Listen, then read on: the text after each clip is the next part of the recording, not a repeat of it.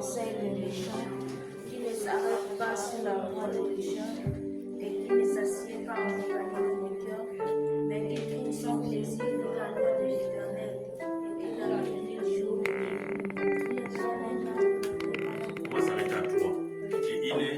Il est comme un arbre planté près d'un courant d'eau qui donne son fruit à sa saison et dans le feuillage de son tout ce qu'il fait lui réussit. On reprend au verset 1. Verset 1. Non, juste allons-y. Heureux l'homme qui ne marche pas selon le conseil des méchants, qui ne s'arrête pas sur la voie des pécheurs et qui ne s'assied pas en compagnie des moqueurs. On reprend. Heureux l'homme qui ne marche pas selon le conseil des méchants, qui ne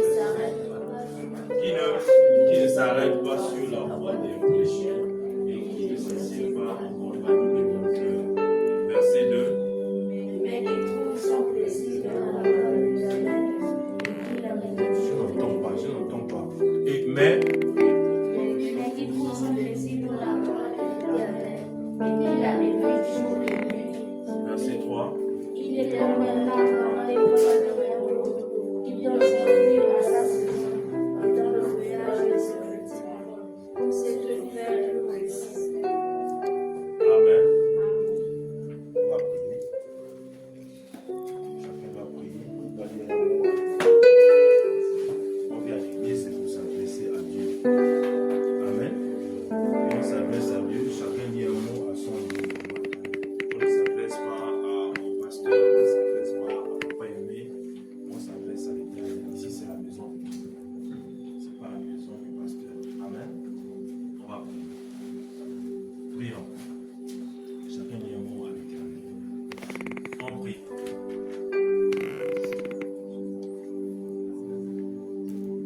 Dis quelque chose à l'Éternel. Seigneur de Tout-Puissant, Seigneur, bénis-nous. Seigneur, sois avec nous, Seigneur. Nous sommes à l'école du dimanche. Oh, Éternel, sois avec nous. Accompagne-nous dans nos propos. Accompagne-nous, Seigneur, tout ce que tu as dit. Que cela soit sous ton contrôle et ta volonté, Seigneur. Tes enfants sont venus ce matin dans ta maison, mon Père. Pas pour y voir un nom, pas pour écouter un nom, parler, mais de t'écouter, Seigneur, à travers ce temps. Bénis-nous encore, Seigneur. Sanctifie-nous, oh Dieu Tout-Puissant. Sois avec nous, Seigneur. Si elles sont malades, oh Dieu Tout-Puissant, enlève toutes sortes de maladies. Afin que tes enfants soient toujours en parfaite et bonne santé. Dieu soit nous encore à jamais.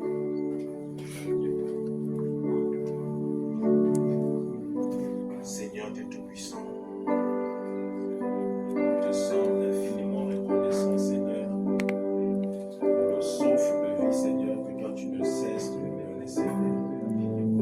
Oh Dieu Tout-Puissant, nous te sommes reconnaissants parce que tu nous as comptés parmi les vivants ce matin, Seigneur. Et pour cela, nous te disons merci. Voilà pourquoi, Dieu Tout-Puissant, en guise de remerciement, Seigneur, nous sommes venus dans ta maison pour t'adorer. Te dire encore merci, Seigneur, pour tout ce que tu ne cesses de faire. Oh Dieu, nous sommes venus à l'école le dimanche pour apprendre de toi, Seigneur, pas à pas, oh Dieu Tout-Puissant, dans les petits et dans les moindres détails, de comprendre, Seigneur Jésus-Christ, dans l'intelligence et la sagesse, de comprendre les Écritures, Seigneur Dieu Tout-Puissant. Sois avec nous, accompagne-nous, comme tu nous as emmenés ici, Seigneur, en parfaite santé, que nous rentrons chez nous aussi en parfaite santé. Mais si nous sommes venus malades, Seigneur, permets que nous sortons d'ici guéris. Après l'école le dimanche, Seigneur, il y aura une prédication. Que le Saint-Esprit, que le pasteur prêche, soit notre partage. Au nom de Jésus-Christ. Amen.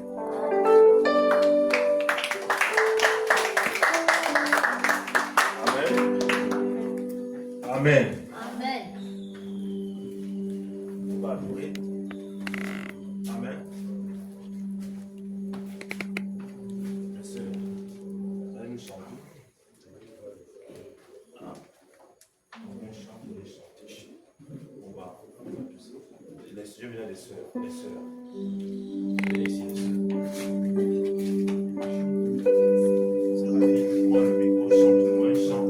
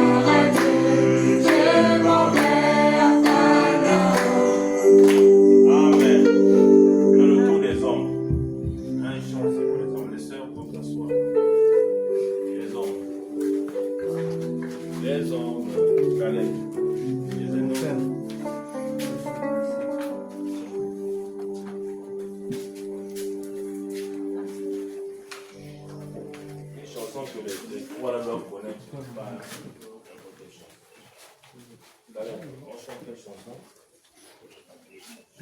Quelle chanson? On chante quelle chanson?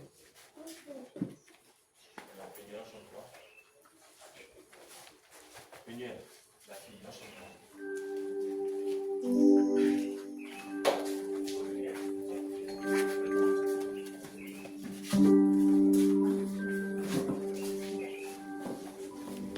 La chanson de frère Ali. Une récompense. Une récompense m'attend. Chante, allez. Une récompense m'attend. Une récompense m'attend. Une récompense m'attend. Chante. Parce que Jésus s'en va. Jésus, une récompense m'attend. Une récompense m'attend. Jésus l'a dit. Oh, Jésus l'a dit. Oh, Thomas pouvait voir ce qu'il avait vu, mais connaît le mon sauveur. Thomas pouvait voir ce qu'il avait vu, mais connaît le mon sauveur. Mais Jésus lui jugea par ce qu'il avait vu.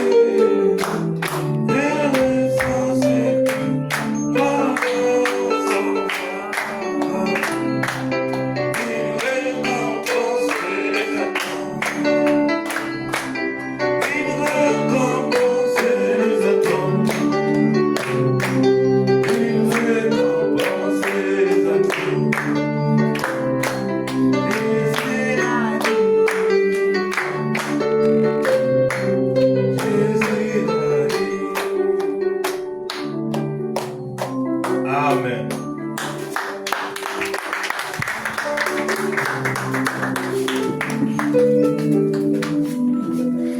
Amen. Amen.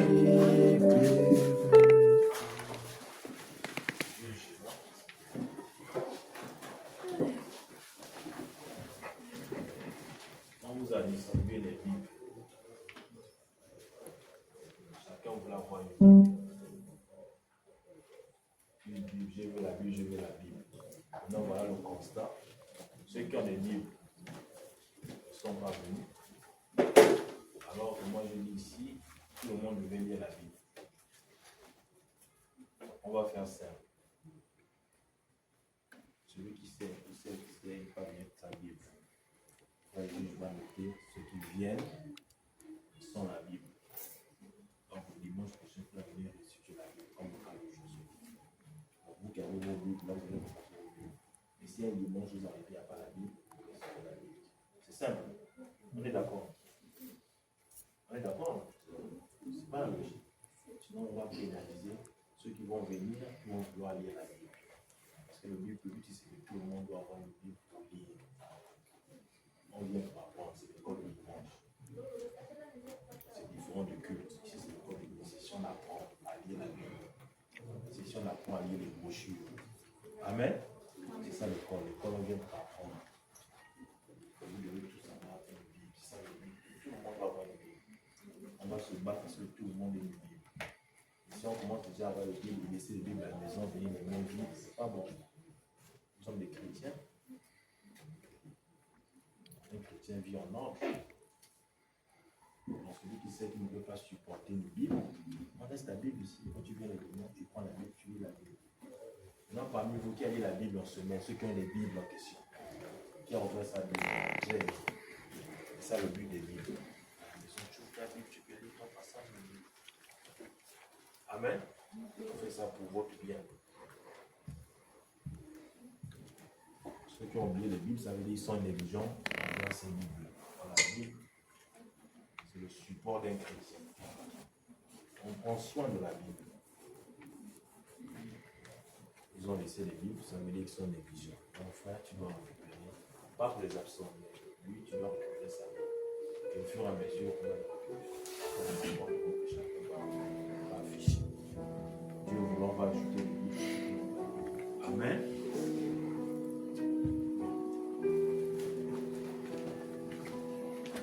Vous avez apporté vos dessins.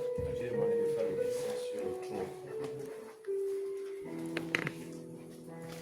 Il y a ceux qui ont essayé, il y a ceux qui n'ont pas pu.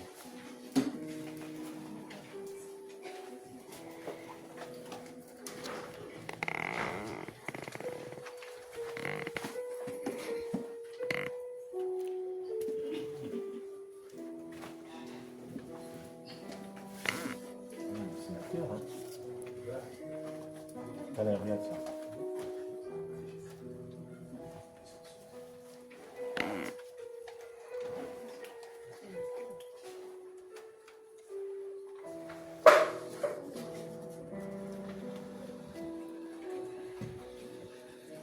Je vais ramasser d'abord les copeaux. Vous avez mis le prénom dessus, non?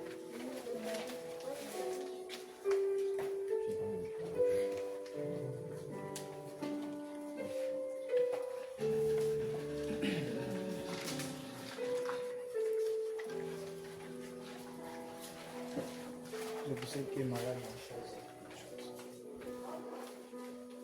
On va expliquer un peu le fond. On n'est pas ici.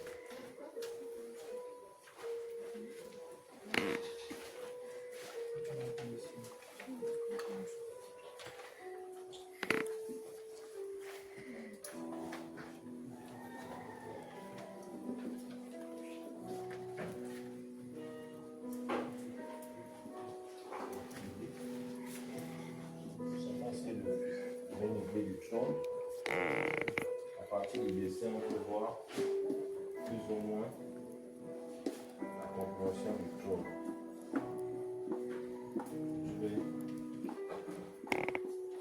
Je vais bien analyser tout ça. Amen. Est-ce qu'on peut applaudir pour vous-même? Quand vous devez faire quelque chose, vous devez le faire. Ceux qui n'ont pas fait, c'est pas bien. On dit fait quelque chose, on le fait. C'est pour vous donner quelque chose en tête. Plus tu dessines le trône, plus tu as une idée du trône. Et puis cette chose va rester dans la tête. L'école du dimanche, c'est ça, on vient pour apprendre. Et apprendre, c'est garder les choses dans la tête. Quand vous serez grand, vous serez demain après-demain des prédicateurs. Vous allez prêcher sur le trône, ça va être plus facile pour vous parce que vous connaissez le trône. Vous avez dessiné le trône. J'ai vu des enfants parler trop, parler des 24 vieillards, c'est déjà quelque chose. Si on va chez les catholiques, tu dis 24 vieillards, on dit 24 vieillards, c'est quoi? Mais vous connaissez 24 vieillards. Parce que vous avez dessiné le trône, vous avez dessiné le trône, vous avez parlé des vieillards, vous avez parlé des êtres vivants. Il y a combien d'êtres vivants sur le trône? 24. Combien de vieillards? 24 vieillards. Il y a 12 apôtres et 12 tribus. On fait ça, c'est pour votre bien. Ça vous permet de réfléchir. Ça vous permet de garder la chose en tête. Vous n'allez jamais oublier. Amen. Ça, on va revenir là-dessus. On va revenir après. Maintenant, prenons nos Bibles. Dans Acte 10, verset 1. On a passé de Acte 10, verset 1. On va le mettre à Acte 10. C'est bon? C'est bon, monsieur.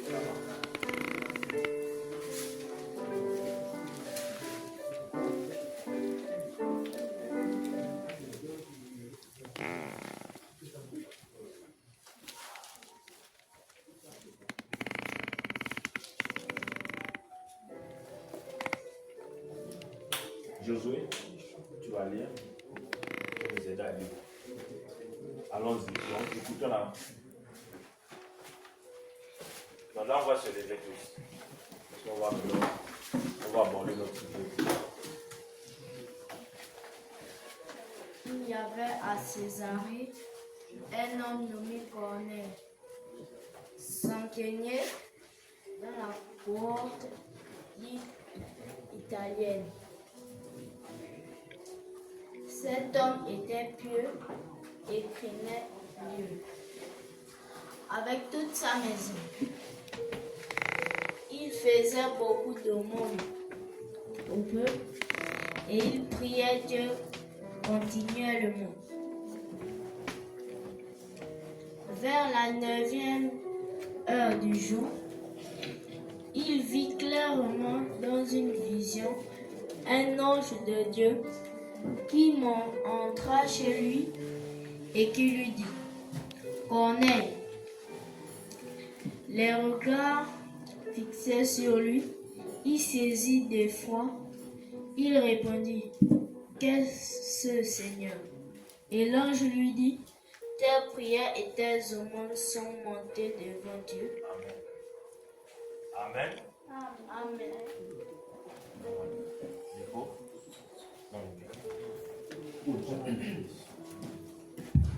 Amen.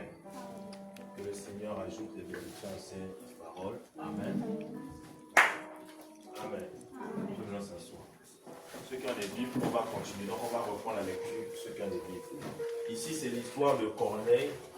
Le sujet, c'est Corneille et le Saint-Esprit. On va voir l'histoire de Corneille avec le Saint-Esprit. On apprend le Saint-Esprit depuis un mois ici. C'est pas ça. Le pasteur nous parle du Saint-Esprit. Et le Saint-Esprit, c'est pas seulement pour les enfants, pour les grandes personnes, j'allais dire. C'est aussi pour les enfants. Le Saint-Esprit, c'est pas seulement pour les adultes. Les enfants aussi ont besoin du Saint-Esprit.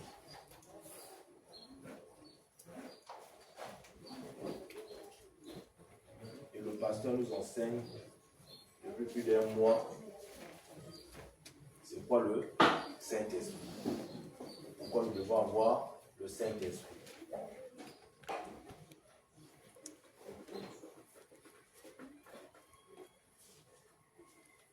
Le sujet c'est le Saint-Esprit et qui?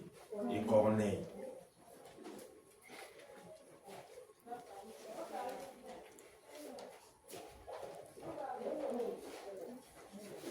Le Saint-Esprit et Corneille.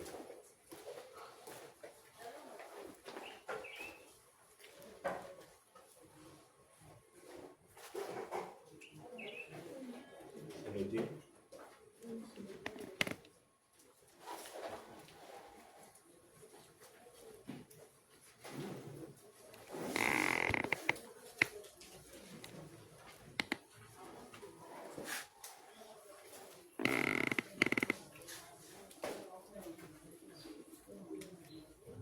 Nous suivons tous les cultes, la prédication du pasteur. Le pasteur nous parle de quoi lui? Du Saint-Esprit. C'est quoi le Saint-Esprit? Qui a retenu quelque chose de tout ce que le pasteur essaie de nous dire tous les jours? Le pasteur a dit quoi sur le Saint-Esprit? Aidez-nous. Dis-moi. Le pasteur a dit quoi? Le pasteur a dit que le Saint-Esprit, c'est une promesse. C'est une promesse. Qui peut ajouter encore le Saint-Esprit? Oui, monsieur Jean-Paul. Allons-y, on peut défiler, allons-y, on défile. On nous avons Le ça fait plus Saint-Esprit d'un mois a dit déjà. que c'est Dieu dans le cœur. C'est Dieu dans le cœur. Le Saint-Esprit dans le micro, dans le micro, à ceux qui veulent parler. Le Saint-Esprit, Le Saint-Esprit, c'est votre avocat. c'est notre avocat, le Saint-Esprit. Le Saint-Esprit. Le Saint-Esprit, monsieur, tu peux dire un mot sur le Saint-Esprit? Le Saint-Esprit, l'amour. C'est l'amour. Le Saint-Esprit, Jésus, Sauveur. c'est notre sauveur. Le Saint-Esprit, tu arraches une bouche, tu le parles. Le Saint-Esprit, Le Saint-Esprit, c'est l'amour. c'est l'amour. Le Saint-Esprit dans le micro. Le Saint-Esprit, Le Saint-Esprit, c'est la foi. c'est la foi, le Saint-Esprit. Le Saint-Esprit, Le Saint-Esprit, c'est. Le Saint-Esprit, c'est. C'est. c'est pas grave. Vas-y. Quand ça va revenir, tu reprends le micro. Dans le Saint-Esprit, Le Saint-Esprit, c'est une alliance. c'est une alliance. Comment?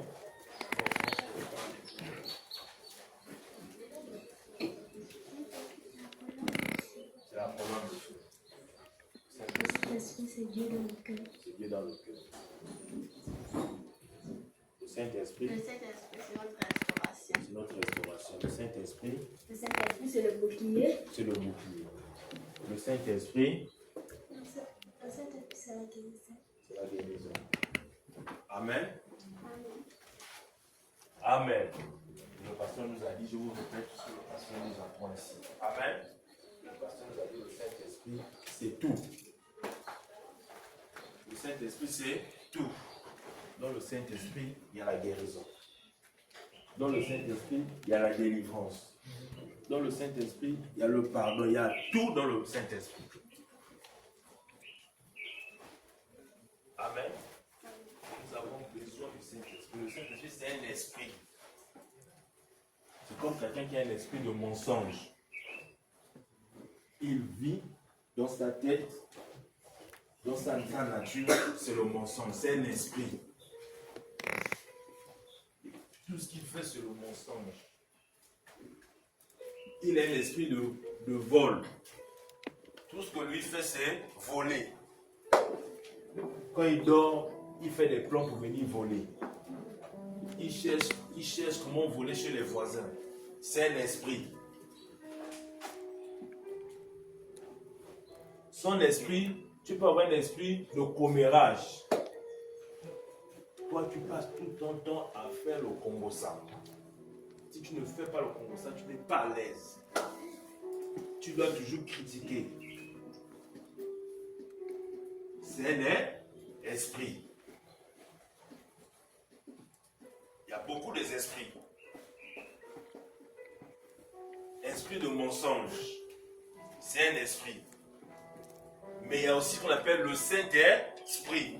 C'est aussi un esprit. Maintenant, nous, on doit faire le choix. Lequel des esprits nous voulons avoir? Est-ce que vous voulez avoir l'esprit de mensonge, l'esprit de commérage? Il y a beaucoup de nous devons faire un choix. La vie chrétienne, c'est un choix. Il y a beaucoup d'esprits.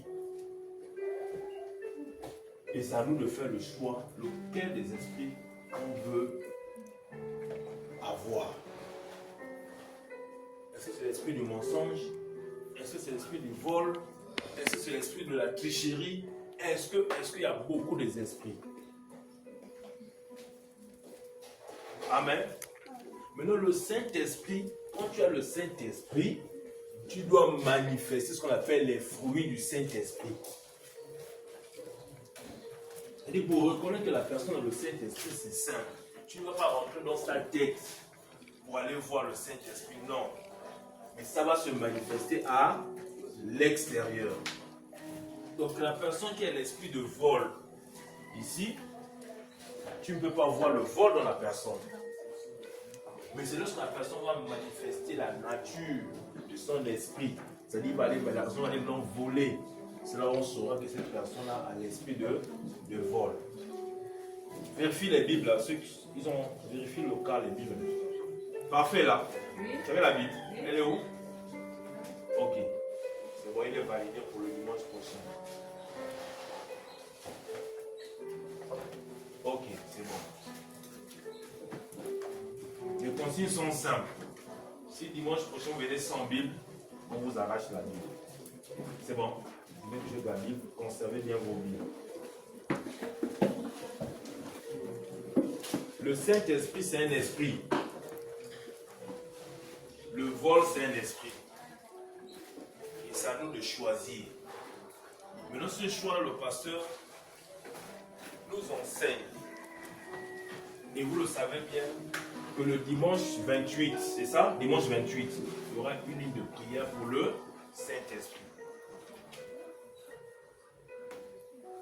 28. C'est le dimanche 28. Il se consacre pour nous contaminer ce qu'on appelle le Saint-Esprit. Donc vous verrez que nombreux ici qui n'ont pas le Saint-Esprit vont recevoir le Saint-Esprit. Amen. Maintenant c'est le choix. Chacun doit choisir, est-ce que je veux avoir le Saint-Esprit ou je veux garder mon esprit du village? Mon esprit de vol, mon esprit de mensonge. Chacun doit faire son choix. Ce 28-là. Amen. Le Saint-Esprit, c'est un esprit. Le vol aussi, c'est un esprit. Et nous devons faire le choix. Et frère Branham va encore nous dire qu'un chrétien doit avoir obligatoirement le Saint-Esprit. C'est important pour un chrétien d'avoir le Saint-Esprit. Parce que le Saint-Esprit, c'est notre guide. Vous avez tout dit. Là, tu vas vivre une vie chrétienne sans forcer. Tu ne forces plus. Parce que tu as le Saint-Esprit. C'est le Saint-Esprit qui te guide. Même venir à l'église, conserver ta Bible. C'est pas toi, c'est le Seigneur qui dit attention, tu viens d'oublier la Bible. Tu as laissé la Bible au mauvais endroit. Ce que tu es en train de raconter, ce n'est pas une bonne chose. Là, tu peux faire le commérage, c'est le commérage. Arrête le commérage.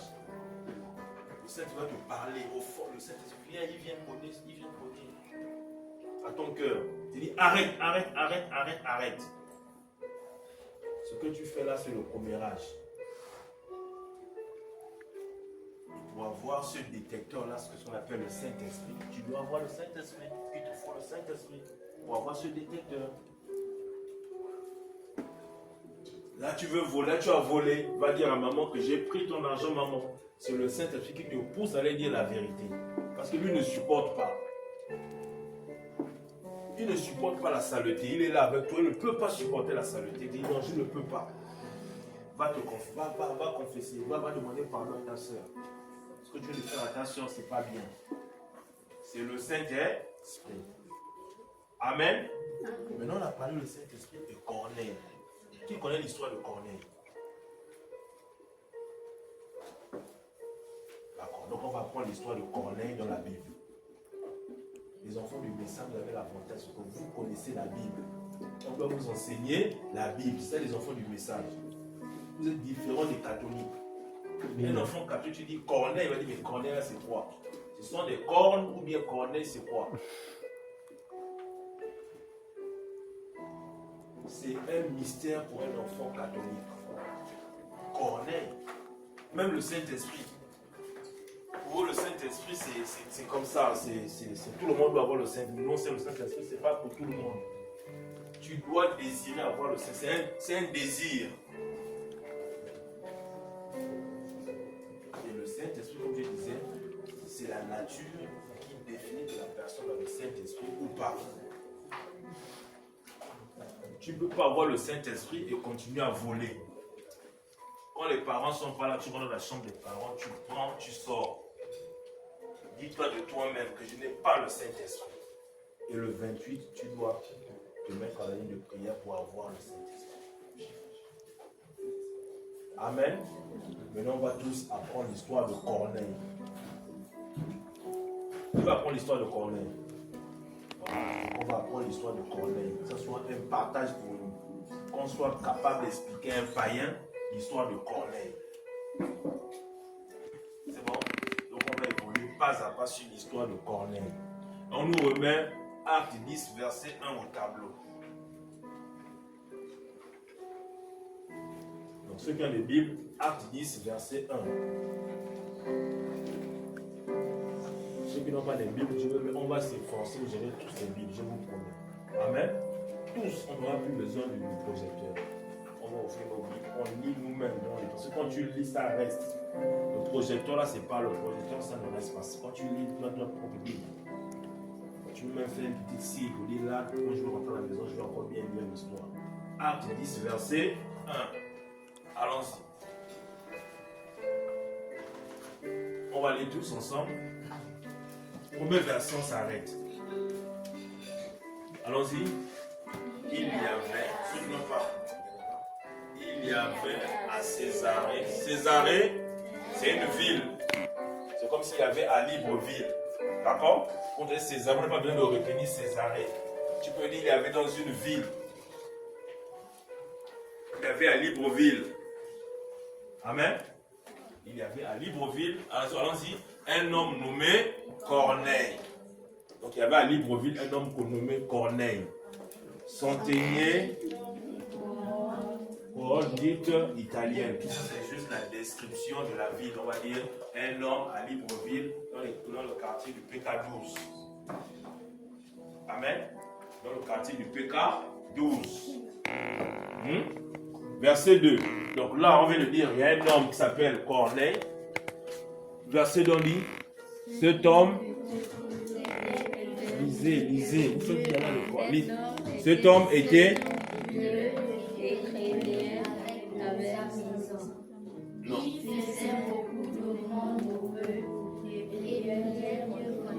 On s'arrête là, on reprend. Cet homme était comment? Pieux, un homme pieux. Ça veut dire quoi? Un homme pieux. Il était pieux, ça veut dire quoi? Pieux. Pieux et craignait qui craignait Dieu. Pieux, un homme pieux. C'est un homme responsable, un homme pur. D'accord? Donc voilà Corneille, un homme pur et respecté. Il aimait Dieu, il priait beaucoup. C'était un chrétien. C'était un chrétien. Il priait Dieu, il était sincère avec Dieu. Allons-y. Avec toute sa maison, donc ses enfants, tout le monde. Un homme qui craignait Dieu. Il allait à l'église. Comme beaucoup de parents vont à l'église avec tous les enfants. Aujourd'hui c'est dimanche, toutes les familles se sont déplacées pour aller à l'église. C'est bon, on avance l'histoire, c'est bon, on maîtrise l'histoire. Allons-y. Il faisait beaucoup d'aumônes au peuple et priait, Dieu continuait le monde. Chaque jour, il priait son Dieu, il servait Dieu de tout son cœur. Corneille. On parle de qui? On parle de Corneille. On parle de Corneille. Verset 3.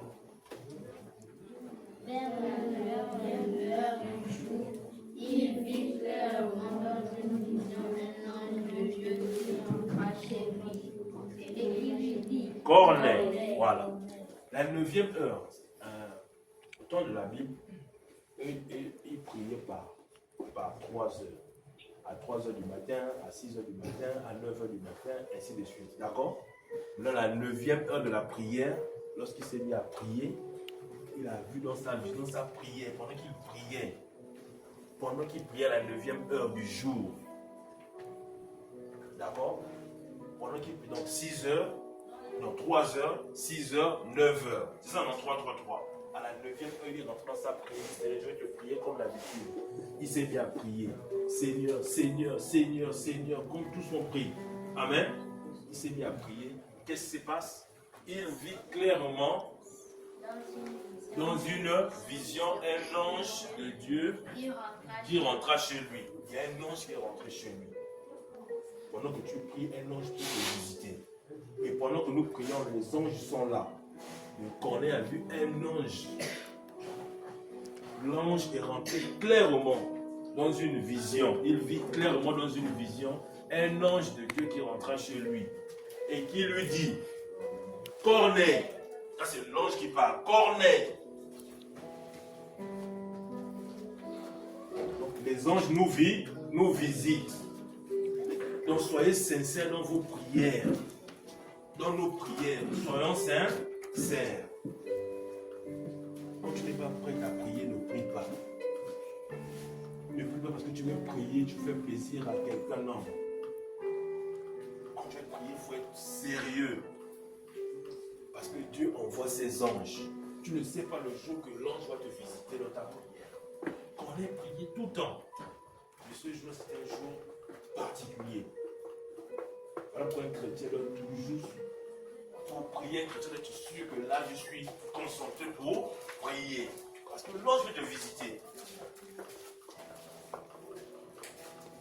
Voilà Corneille. L'ange vient visiter Corneille. Allons-y. Les regards, verset 4. les regards fixés sur lui, il répondit, Reste, Seigneur. Et l'ange lui dit, tes prières et tes aumônes sont montées devant Dieu. Et il s'en est souvenu. On s'arrête là. L'ange lui dit, Corneille,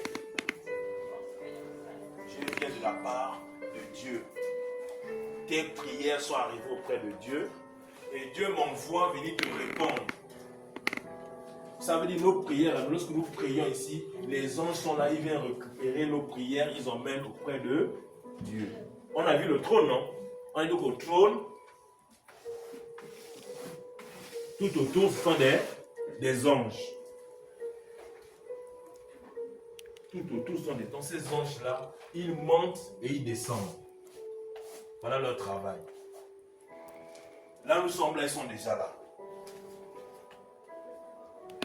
Chacun de vous essaie de murmurer dans son cœur, Seigneur, je veux ça. Les anges récupèrent, ils partent, ils descendent, ils partent. Nous, on ne les voit pas. Mais ils sont là, ils partent, ils descendent, ils partent, ils descendent. Et ce jour-là, l'ange était venu voir Corneille.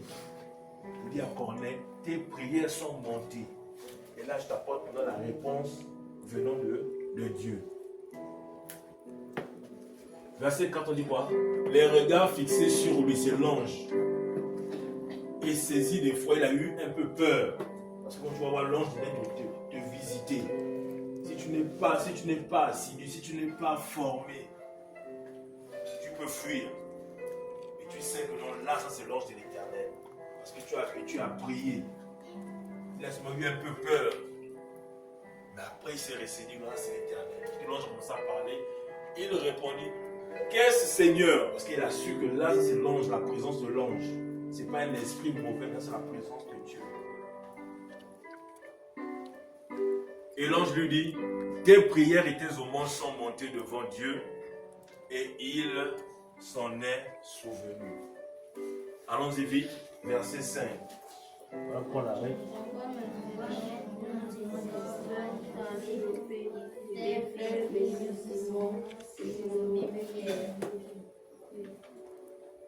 Amen.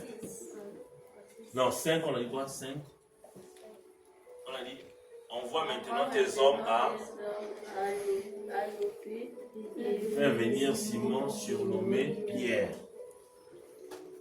On va continuer le dimanche prochain. Pour que vous ayez une idée claire de l'histoire de Corneille. Qu'est-ce que l'ange lui dit? L'ange descend. Corneille est là.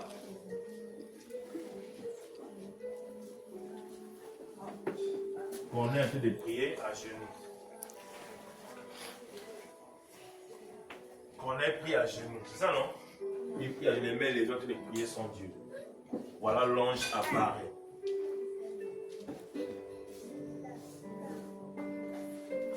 Il voit l'ange.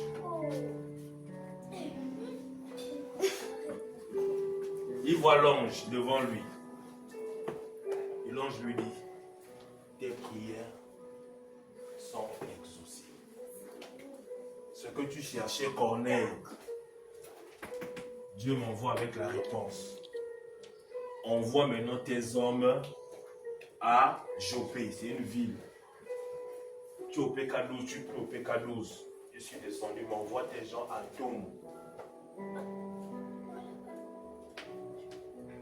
Envoie tes gens à Toum me chercher un homme appelé Simon, surnommé Pierre. Est-ce qu'on saisit l'histoire? Je reprends l'histoire. On a un homme appelé Corneille qui s'est mis à prier, un homme pieux. Lors de sa prière, il a été visité par l'ange.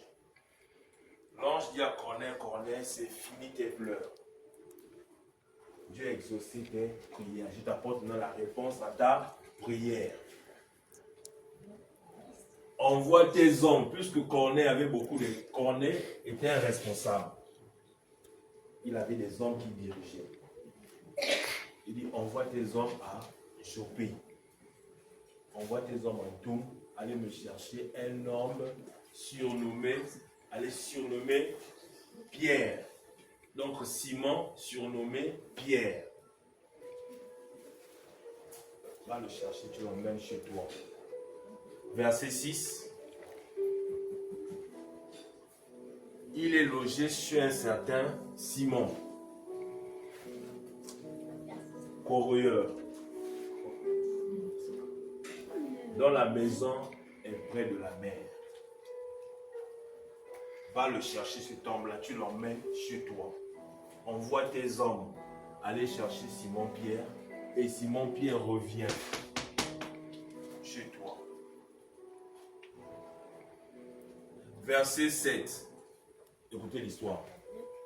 Allons-y. Dès que l'ange qui lui avait parlé fut parti, Corneille appela 2 de ses serviteurs et un soldat pieux d'entre ceux qui étaient attachés à sa personne. Il a appelé ses hommes de confiance. J'ai fait, l'ange m'a été visité par l'ange. Je vous envoie, vous savez, à Jopé. Allez-y à Jopé, prendre qui? Simon-Pierre. Allez en Toum, cherchez-moi Simon-Pierre. Ramenez-moi Simon-Pierre ici. C'est la vision que j'ai eue. J'ai rencontré l'ange pendant ma prière. Vous n'avez pas à bouder. Je vous demande d'aller me chercher Pierre, vous me le ramenez ici parce que c'est la prière. J'ai prié mon Dieu. Dieu m'a parlé. Et dans ma prière, dans l'ange m'a dit d'aller prendre Pierre. Je vous envoie aller me chercher Pierre. C'est pas ça. Verset 7. Bon, allons-y, verset 8. Et après leur Revoir, raconter. il les envoya à Jopé. Je vous ai expliqué, voilà, allez-y à Jopé. Ils sont allés à Jopé. Les hommes de qui? Les hommes de Corneille. C'est bon, on a aligné? C'est les hommes de Corneille. Verset 9.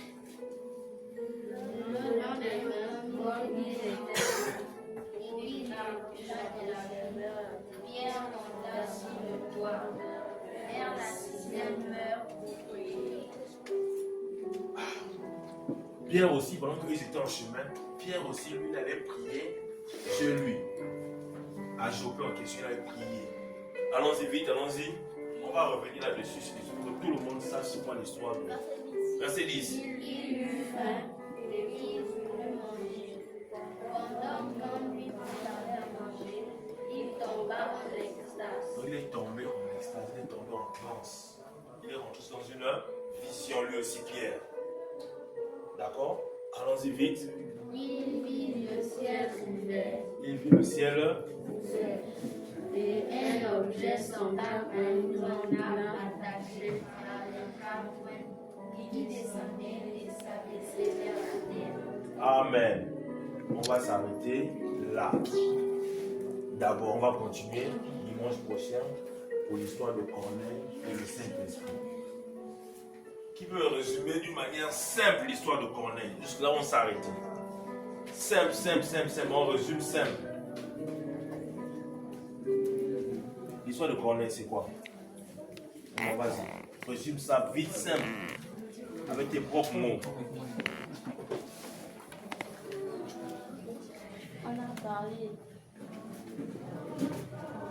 parlé d'un homme qui s'appelait Corneille, qui était droit, qui priait vers la 9e heure du matin. Bon, 9e heure c'est bien, mais qui priait. Tu n'as pas besoin de 9e, mais il priait son Dieu. Il était un homme pieux.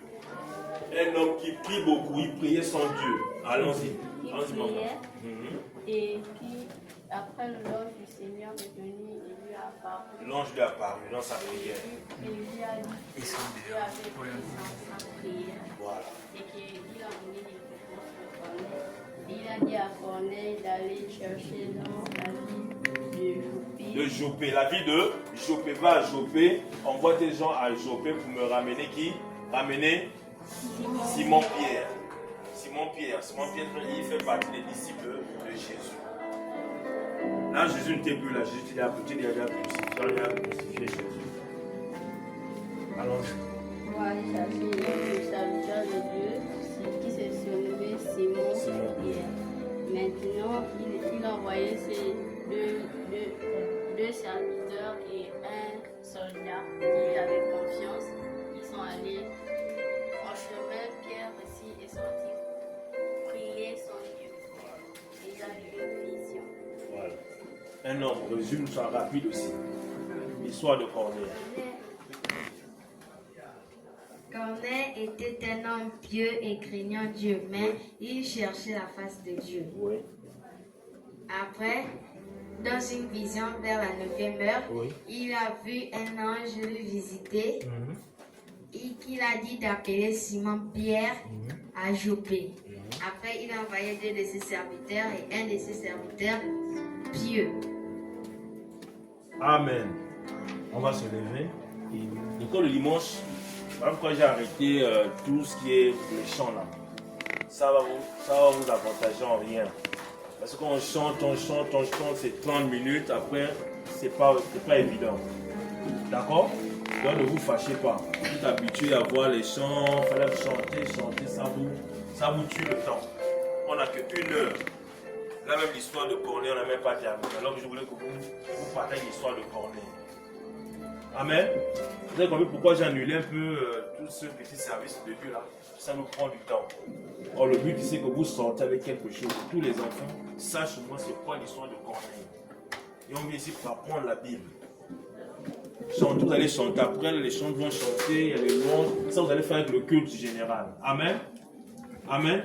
Lorsqu'on va voir pourquoi avancer, on va voir comment remettre ça en place. Mais pour le moment, on veut d'abord que les enfants s'imprègnent du nécessaire. Et le nécessaire, c'est la parole. Après, on va revenir sur les chants. Après, on dit qu'individuel, je vous faites comme Amen. Sur les ailes d'une colombe, on va chanter pour sortir. On va prier, on va ramasser les offrandes. Sur les ailes d'une colombe. No, vous avez des papiers, vous avez lu ça, les papiers. Bon, s'il n'y a pas, ça c'est pas. Noé, allons-y.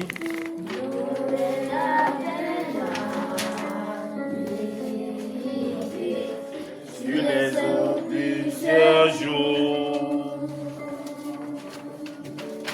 il chercha la terre de plusieurs manières. Les ennuis donna mais non pas du ciel.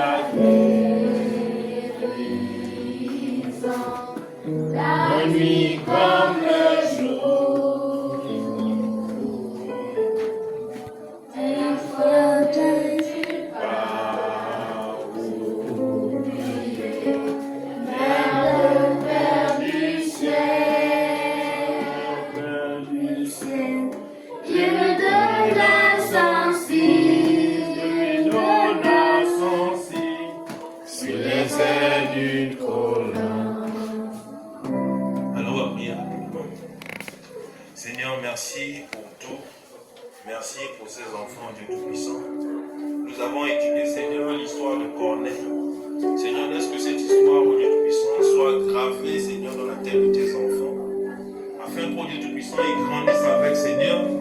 Et s'il y a un lendemain, oh Dieu Tout-Puissant, pour ceux qui vont prêcher cette parole, Seigneur, qu'ils prêchent, Seigneur, cette histoire de Corneille. Parce que Corneille, à la fin, Seigneur, on verra qu'il a reçu le Saint-Esprit, Seigneur. Parce que son rêve, Seigneur, sa prière, Seigneur, était de recevoir le Saint-Esprit. Nous aussi, nous nous préparons, Seigneur, de tout dans cette église pour recevoir le Saint-Esprit. Voilà pourquoi nous avons pris ce sujet, Père. Béni soit ton Saint-Nom, que l'honneur et la gloire reviennent à notre Seigneur et Sauveur Jésus-Christ. Amen. Amen. Amen. richesse et ma gloire.